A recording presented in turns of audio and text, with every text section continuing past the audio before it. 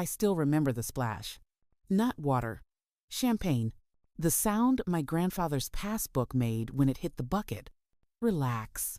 My dad laughed into the microphone. This passbook is trash. The room laughed with him. I didn't breathe.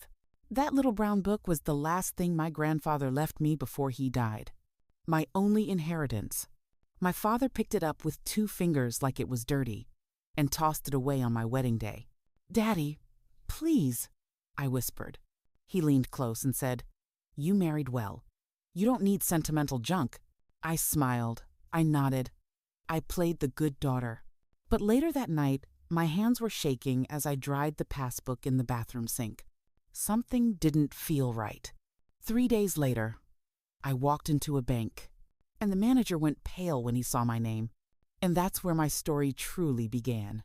Before I shared this chapter of my life, if you've ever felt ignored, unheard, or underestimated, then this channel is for you. Subscribe to Jossy Revenge, where every story has a heartbeat.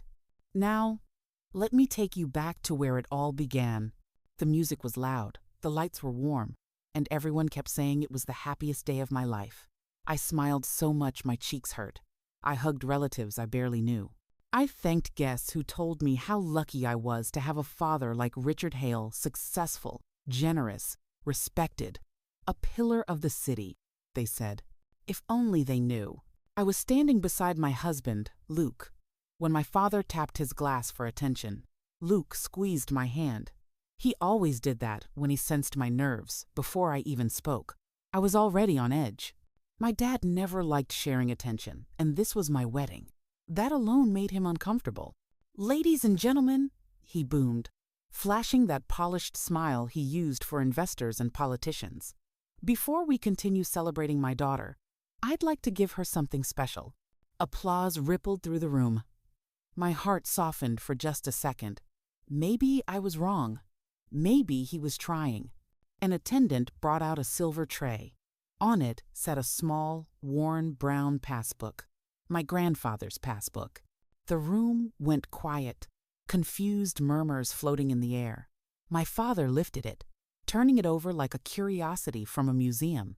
"This," he chuckled, "is what my daughter insisted on inheriting from her grandfather." A few polite laughs. "He could have left her stock, property, something useful," my dad continued. "But no. She chose this." He leaned toward me. His voice dropped, sharp enough to cut. "Tell them what it is, Alyssa." I swallowed. "It's Grandpa's savings book." Someone whispered, "That's it?" My father laughed louder. "Exactly." He raised the book. "This passbook is trash." Before I could move, before I could speak, he tossed it into a nearby champagne bucket. Ice clinked. Liquid splashed. The brown cover disappeared beneath bubbles. The room erupted in awkward laughter, clapping mixed with discomfort. Cameras flashed. Someone shouted, "Classic Richard!" I felt like I'd been slapped in front of everyone I loved. "Daddy, please," I whispered, my voice breaking despite myself. He bent down, kissed my cheek, and whispered back, "You married well. You don't need sentimental junk." Luke stiffened beside me. I felt his anger like heat through his hand, but he stayed silent. He knew this wasn't the place. I smiled.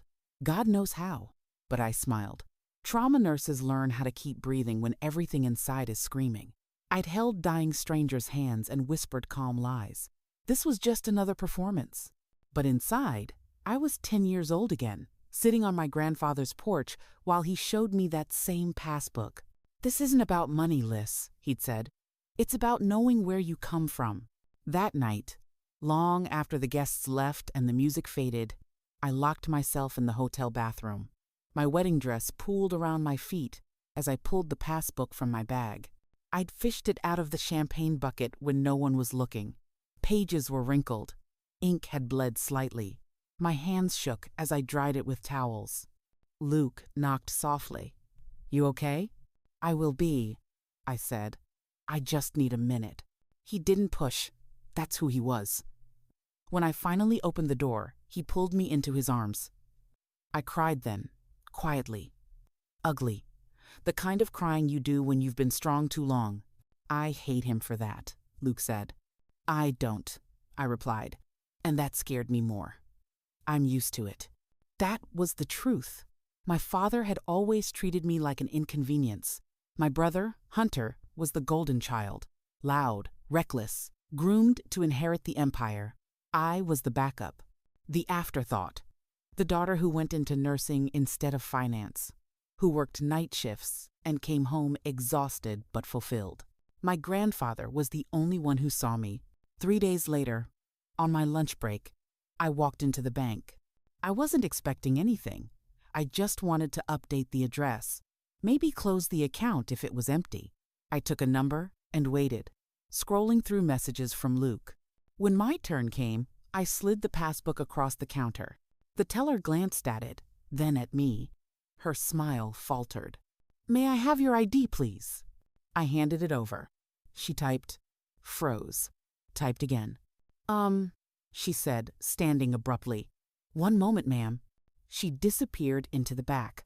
That's when my stomach dropped. People don't react that way to empty accounts. A few minutes later, a man in a Navy suit approached. "Miss Hale?" he asked carefully. "I'm the branch manager. Could we speak privately?" The room felt suddenly too small.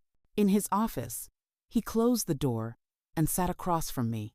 He opened the passbook with reverence, like it was fragile. "Did you know what this account contains?" he asked. "No," I said honestly. He turned the screen toward me. 1243万819.17美元17美分. I stared, laughed once, sharp and disbelieving. "That's not real." "It is," he said gently.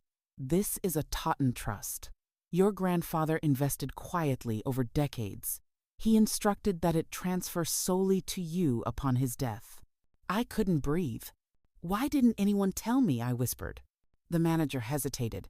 "Your father attempted to inquire about this account years ago. He was denied access." "Of course he was." I left the bank in a daze. I sat in my car and cried until my chest hurt. Not because of the money, but because my grandfather had protected me in a way no one else ever had. That night, Luke listened as I told him everything. He didn't interrupt, he just held my hand. "This changes things," he said finally. "I don't want it to," I replied. "I just want peace." Luke looked at me, serious. "Alyssa, your father is in trouble." "What do you mean?" He took a breath. "I haven't wanted to worry you, but some of the data sets I work with flagged anomalies tied to your father's companies. Circular payments, inflated returns, investor funds moving in patterns they shouldn't." I felt cold. "You think he's—" "A Ponzi scheme," Luke said quietly. "And worse, there's an IRS audit coming. He's desperate." Everything clicked. The humiliation, the control, the way my father always panicked when he didn't have leverage. What would you do if this happened to you? Have you ever realized the people who hurt you most are also the ones most afraid of you? I looked down at the passbook on our kitchen table, the same one he'd called trash. That night, I made a decision. I wouldn't confront him. I wouldn't warn him. I wouldn't run. I would let him underestimate me one last time. I didn't tell my father about the money right away. Silence can be a weapon when people assume you're harmless. For weeks, I watched him instead. He called more often, too often. His voice softened in ways that felt rehearsed. He asked about my work at the hospital, about Luke, about whether marriage was treating me well.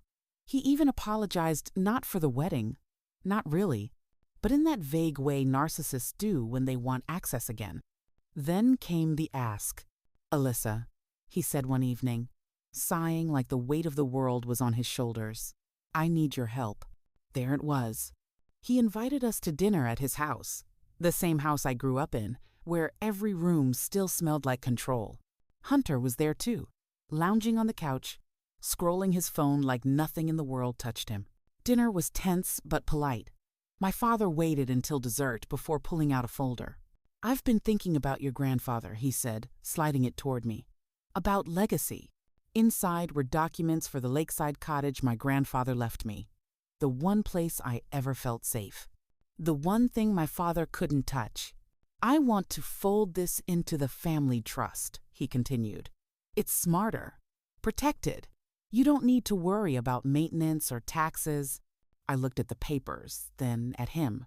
You want me to sign it over? He smiled. I want to help you. Luke's jaw tightened, but he stayed quiet.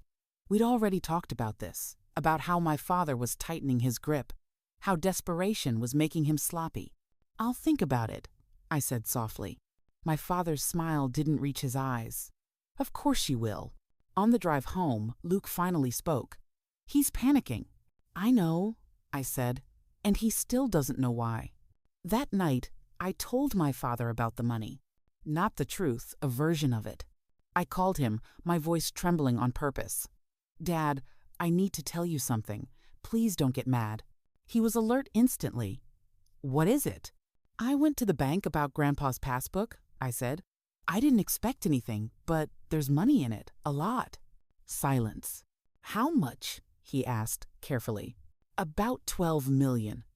I whispered, like I was ashamed. He exhaled sharply. My God. Alyssa, why didn't you come to me immediately? I was scared, I said. I don't know what to do with that kind of money. That part wasn't a lie. You don't have to, he said quickly. That's what family is for. We'll manage it together. Together. The word he used when he meant control. Within days, he invited us to his office. He spoke about investment opportunities and strategic restructuring. He painted pictures of growth and stability, of protecting me from mistakes I was too emotional to avoid. I nodded. I asked questions that made me sound uncertain. I let my hands shake. What would you do if you were me? I asked him. He smiled, triumphant. I'd put it in the family trust. Let professionals handle it. Luke played his part perfectly. Concerned husband. Numbers. Guy who deferred to his father-in-law's experience. My dad underestimated him instantly. But Luke was watching everything. The late-night calls, the shredded documents, the way my father jumped whenever his phone buzzed. One night, Luke came home pale. I confirmed it, he said. The Ponzi scheme, years of it, offshore accounts, fake returns, and the IRS audit is closer than we thought. My stomach twisted. How bad? Federal prison, bad. I sat down hard. Even knowing what my father had done to me, the finality of it hit differently. He's going to try to use your money as proof of solvency, Luke continued. A big family investment to calm investors and regulators. I laughed once, bitter. Using Grandpa's money to save himself. Exactly. That's when the plan took shape. If my father wanted my inheritance, he could have it. Just not the way he thought. Luke drafted the documents. Clean, professional, buried in language my father wouldn't read closely because he never read anything that didn't flatter him. An affidavit of sole liability. It stated that any funds transferred from me into the family trust were under my father's exclusive control and responsibility, retroactive for several years. It linked him personally to decisions he'd previously shielded behind shell corporations. It's legal? I asked. It's real, Luke said. And once he signs it, it's binding. I hesitated. This will destroy him. Luke met my eyes. He already destroyed himself. The next meeting was at a private club. Leather chairs, whiskey glasses. My father was relaxed for the first time in months. I'm proud of you, he said, sliding the transfer documents toward me. You're finally thinking like a Hale. I flinched but kept smiling. I just want you to be okay, I said. I don't want to mess this up. He squeezed my hand. You won't. I'll handle everything. He signed. Without reading. Hunter clapped him on the back. Knew she'd come around. I watched the pen move across the paper and felt something inside me go quiet. Not anger. Not joy. Closure. A week later, my father announced a gala. Black tie. Press invited. Investors reassured. He called me personally. I want you there, he said. People need to see family unity. Of course, I replied. That night, Luke forwarded the signed affidavit to the Department of Justice with supporting data, time-stamped, verified, irrefutable. We didn't celebrate, we sat in silence. "Are you okay?" Luke asked. "I think so," I said. "I just realized something." "What?" "I don't want his money. I don't want his approval. I just want this to end." Luke took my hand. "It will. Have you ever trusted someone so completely, only to realize they never saw you as human?" The gala was 2 days away. My father thought it would save him. He had no idea it would be the last speech he ever gave as a free man. The ballroom glittered like a lie. Crystal chandeliers, white roses, waiters floating by with champagne flutes, like nothing bad had ever happened in this world. My father stood at the center of it all, relaxed, confident, wearing the same smile he used when he thought he'd won. Luke and I arrived together. My hand rested lightly on his arm, steady on the outside, shaking on the inside. "You ready?" he whispered. "As I'll ever be," I said. Hunter spotted us immediately. He walked over, drink in hand, already loud. "Look at you," he laughed. "The savior of the family." I forced a smile. "I'm just happy to help." He leaned closer. "Dad's back on top because of you. Don't forget that." I didn't answer. The music softened. My father stepped onto the stage. The room quieted instantly. This was his moment, the one he'd rehearsed in his head all week. "Friends," he began, spreading his arms. "Tonight isn't just a celebration. It's a statement. Applause. A statement that our family believes in this company, in its future." He paused, dramatic. "My daughter, Alyssa, recently made a $12 million investment into our family trust." Gasps, whispers. Cameras turned toward me. My father smiled proudly. A sign of unity, of faith. That's when I saw them. 2 men, 1 woman, dark suits, badges clipped at their waists. IRS. My father kept talking, unaware. "This investment proves." "Richard Hale," one of the agents said clearly, stepping forward. "You need to come with us." The room froze. "What is this?" my father snapped, laughing nervously.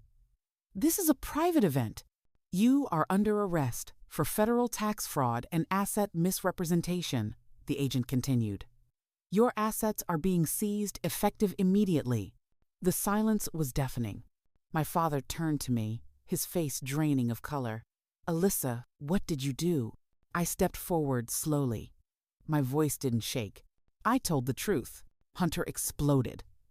"You set him up." He lunged. Luke moved instinctively, pulling me back, but Hunter's fist caught Luke's shoulder. Tables overturned. Guests screamed. Security rushed in. Within seconds, Hunter was on the ground, cuffed, shouting curses that echoed through the ballroom. My father watched it all, stunned, broken. As they led him away, he looked at me one last time. Not angry, not proud, afraid. And for the first time in my life, smaller than me. The days after were quiet. Accounts frozen, properties seized, headlines everywhere. Friends who once praised my father suddenly forgot his number. Hunter was charged. My father was denied bail. I went back to work. Same hospital, same scrubs, same long nights. My coworkers didn't know the details, just that I smiled more, breathed easier. One evening, I sat on the porch of my grandfather's cottage. The lake was calm. Luke sat beside me, holding a small fire pit. I took out the forged affidavit, the last copy. "You don't have to burn it," Luke said gently. "I know," I replied, "but I want to." I dropped it into the flames, watched the paper curl and disappear. The money stayed. Not as power, not as revenge. As protection. I kept my job. I funded scholarships quietly. I helped patients who would never know my name. Because family isn't blood. It's who shows up, who protects you, who believes you're enough. If my story touched you, hit that subscribe button for more emotional tales from Jossy Revenge. And even if it didn't, come on, subscribe anyway. I'll win you over next time. Drop a comment, like the video, and let's keep the stories alive. Thanks for watching.